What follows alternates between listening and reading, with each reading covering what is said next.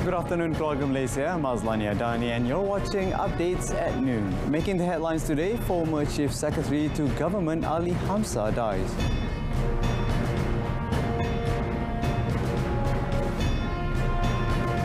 And government conducts in-depth study of a jobs plan for Rohingya.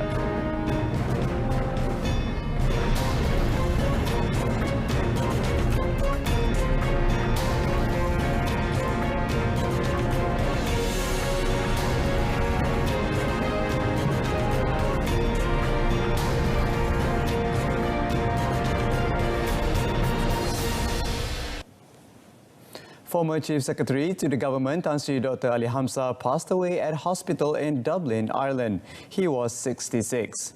His death was confirmed by Chief Secretary to the government, Tan Sri Muhammad Zuki Ali. Tan Sri Muhammad Zuki, in a statement, expressed condolences to Tan Sri Dr. Ali's family on behalf of the entire civil service. He said Tan Sri Dr. Ali's passing in the holy month of Ramadan is a great loss to the country and the civil service. Born in Kluang, Johor, Tan Sri Dr. Ali joined the administrative and diplomatic services in 1981. Throughout his tenure in the public services, Tan Sri Dr. Ali served several departments and ministries, including the International Trade and Industry Ministry, Transport Ministry, Economic Planning Unit, the National Institute of Public Administration, Public Services Department, Public-Private Partnership Unit, as well as the Prime Minister's Department. He has sworn in as the Chief Secretary to the government in June 2012 and served the role until August 2018. Tan Sri Muhammad Zuki said the 13th Chief Secretary to the government was an icon in the country's public service.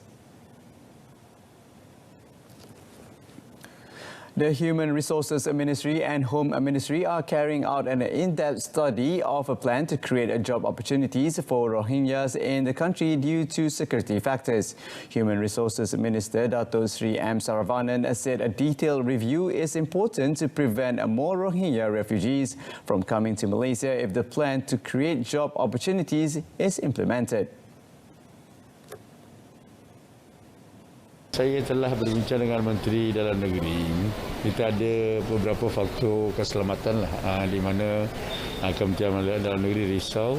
Ada juga beberapa faktor. Sekiranya kita membenarkan terus begitu saja tanpa rancangan teratur, mungkin lagi ramai akan ada pelarian ke Malaysia. Maka kita akan masih perlu mengkaji secara mendalam dari segi pelaksanaan. Buat setakat ini belum lagi ada keputusan.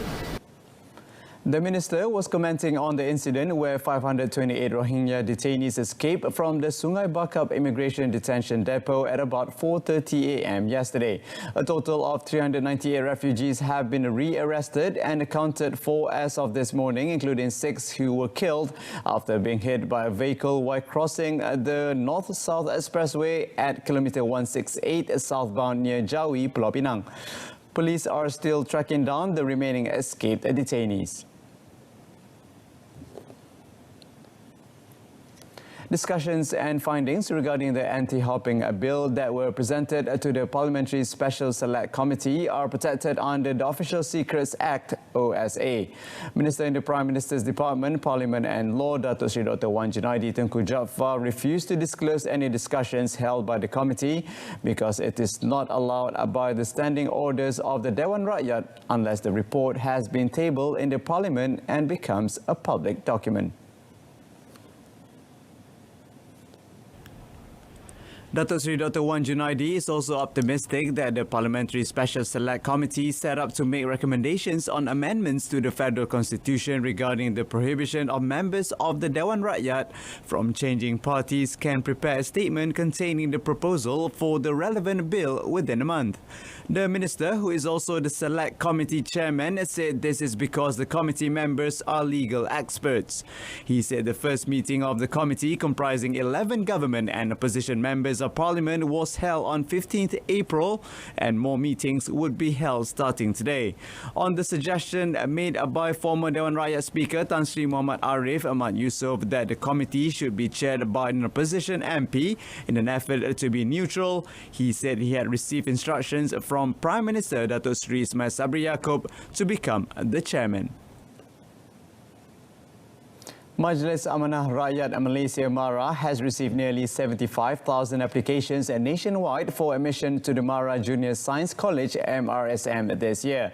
According to Rural Development Minister Datuk Sri Mazir Khalid, this is high as the agency could only offer 9,900 places for students who fulfill the selection conditions and criteria. Untuk 60% tu sekarang ni kita masih kekal sebab ada 25% tu M40, 15% T20. Jadi 60% tu setakat ni kita kekal dululah. Kalau maknanya tiap-tiap 100 budak masuk, 60 dari B40. As such, Datuk Sri Mazir said the government would study the need to open more MRSM nationwide to meet the high demand every year, especially students from rural areas. He said that the MRSM in Ranau, Sabah and in Bintulu, Sarawak are expected to be completed by the end of this year, while 5 more would be built in Ketereh and Tanah Merah in Kelantan, Sik in Kedah, Lawas in Sarawak and Dungun in Terengganu. The Cabinet, which met yesterday and was chaired by Prime Minister Datuk Sri Ismail Sabri Yaakob, has unanimously agreed to proceed with the project to procure littoral combat ships, LCS. Senior Defence Minister Datuk Sri Syamuddin Tun Hussein said the decision was taken after taking into consideration 2 key factors.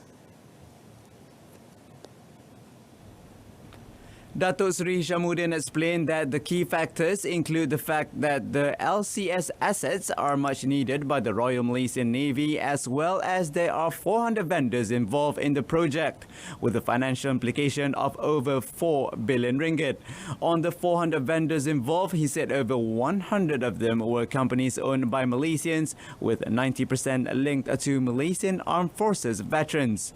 He said the Cabinet had also set up a special governance committee that is chaired by the Ministry of Finance's Secretary-General of Treasury as well as the Secretary-General of the Ministry of Defence to monitor the process of the LCS project for the next 6 months and to report only the latest developments to the Cabinet each month. Datuk Sri Syamuddin said further details on how the project would proceed would be announced from time to time. The problem of slow downloading of materials and contents from the internet should be a thing of the past when the country's National Digital Network Jendela plan is fully completed by 2025. Communications and Multimedia Minister Tan Sri Anwar Musa said in the meantime, agencies or industry players including the Malaysian Communications and Multimedia Commission MCMC should go to the ground to ensure the problems of internet speed are addressed from various aspects including the appointment of the contractors and upgrading telecommunication towers. Saya kata saya tidak bangga dengan syarikat telco untung. Kalau orang di kampung, rakyat-rakyat di sana belum mendapat perkhidmatan yang baik. Mungkin dia dapat untung dengan ambil keuntungan di kawasan-kawasan bandar. Macam mana dengan kawasan-kawasan luar bandar? Macam mana kawasan-kawasan yang kampung sedikit? Tapi bagaimana kita nak sedarkan ini? SKMM negeri kena turun. Tan Sri Anwar also gave the example of the importance of appointing the suitable contractor so that the National Digital Network Initiative is completed according to schedule and the final objective of achieving 100% internet coverage in the entire country is attained by 2025. In another matter, Tan Sri Anwar said the welfare aspect of veteran art practitioners is currently being studied in order to further improve it with the appropriate assistance. For this purpose, the ministry is gathering data and information via several series of tours to obtain the suitable requirements.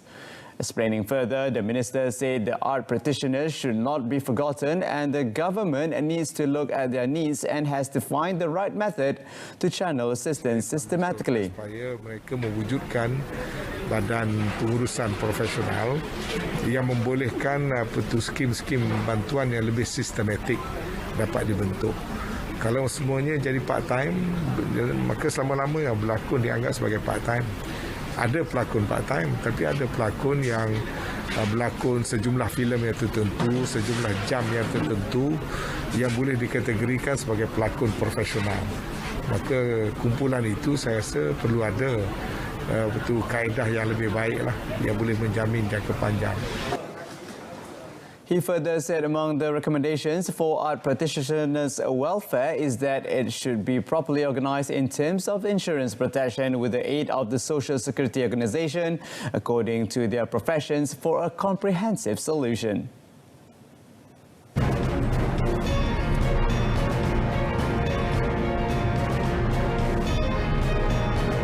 French rivals for presidency clash in TV debate. That and more coming up in our foreign segment.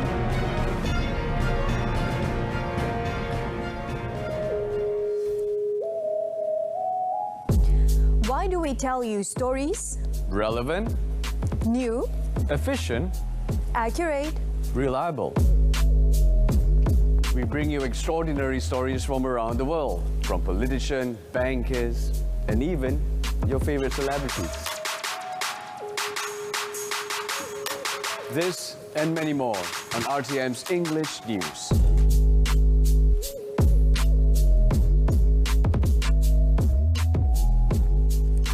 Malaysian Football League MFL are likely to change the Malaysia League schedule to enable players to report for national training before 1st May in preparation for the next month's Hanoi SEA Games.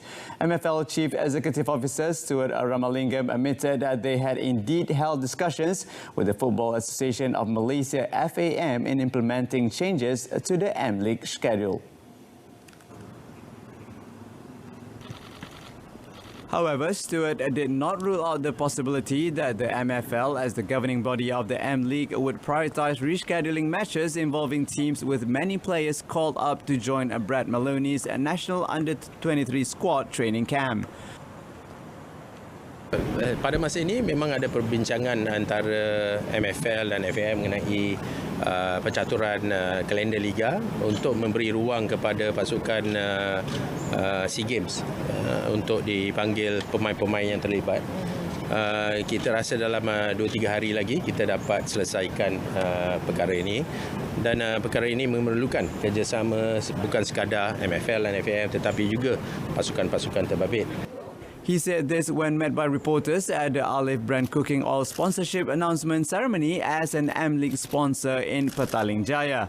Yesterday, only 5 of the 31 players called up for centralised training turned up, namely Sik Izhan Nazril Sik Azman, Muhammad Fahmi Daniel Muhammad Zaim, Muhammad Faiz Amir Raniza, Muhammad Shafi Azwat Sapari and Muhammad Hakimi Azim Rosli. Malaysia, drawn in Group B at the biennial games, will face Thailand, Laos, Singapore and Cambodia at the Tien Tuan Stadium in Nam Ding. The last time Malaysia won the mother of all medals at the SEA Games was in the 2011 edition in Indonesia under the guidance of Dato' Ong Kim Sui. The national men's hockey team have named 22 players for the 4 international series test matches against Australia at the Perth Hockey Stadium from 23rd to 28th April. The Malaysian Hockey Confederation MHC in a statement said the Speedy Tigers are set to leave for Perth today and will meet world number 1 Australia in 4 matches. The 22-man squad, the MHC said, comprised 2 goalkeepers, 6 defenders, 9 midfielders and 5 forwards. Based on the list of names, the series of friendly matches in Australia will see Tengku Nasrul Iqmal Hakimi, Tengku Abdul Rahim and Muhajir Abdul Rauf earning their first senior international caps. Meanwhile, national head coach A.R.O. Selvaraj said the friendlies in Australia, which is the Speedy Tigers' first international assignment this year, were crucially to assessing their level of preparation and performance ahead of the Asian Cup that will be held in Jakarta, Indonesia from 23rd May until 1st June.